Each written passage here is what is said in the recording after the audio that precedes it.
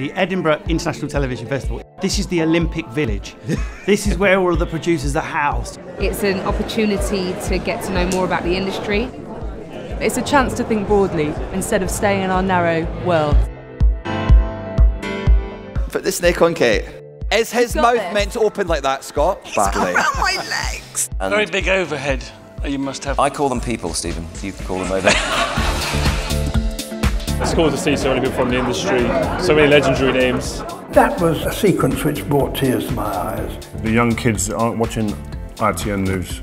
And what about when I shape-shift into a lizard of an evening? The real stars of the internet, however, are to my left. So you've got 1.7 billion views across 6 YouTube channels. Please welcome Dan Howells and Phil Lester, aka Dan and Phil. Hi. Nobody puts baby in the corner, you know that, right? It's if I get enthused about the sort of unpleasantness of a situation, that's when I know I'm itching to sort of write the story. I do think Line of Duty always nail it with casting. Really do. And the diversity, may I say. Credit to you for that.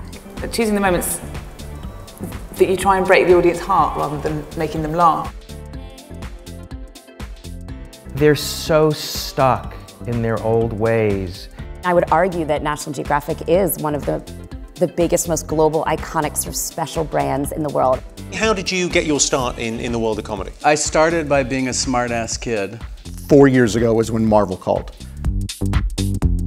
I don't have one particular huge failure. I've just basically fucked up all my life. Often, we will find some clip that we think is just so cool that we will then show to Ellen and she will say, "Bring them to me." If you look at shows on Snapchat, 75% of the audience for these shows are under the age of 25. Welcome, everybody, to the Leaders' Debate. We have real power in the room. If you've got audience ratings down and ad revenues down, how do you mitigate that as a commercial channel? You refresh the tried and tested. When the pay disparity was revealed, what was your personal feeling about it?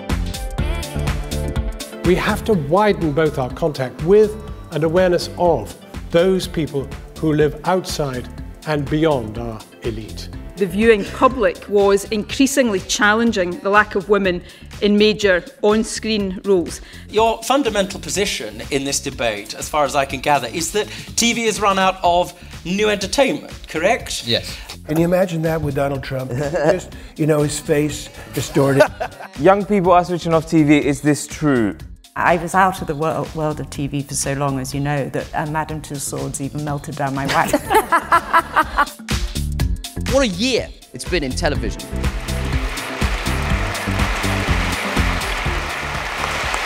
Thank you very much. Actually, we have a government which is like warding off the BBC with one hand while wanking off Rupert Murdoch with the other. The festival for me is all about networking, meeting fresh talent. It's cool to see all these people inspired and trying to make some good telly and network.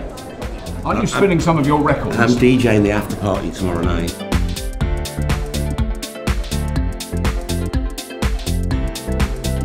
The television festival itself has blazed a trail in regard to the network and the ones to watch.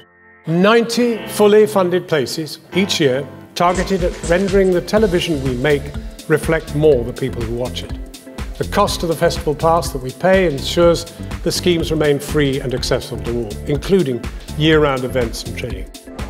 This scheme's brilliant, I think, for giving you confidence in your own abilities and where you can go. You kind of meet people who you'll connect with in the future, and who will probably help you to get to where you want to get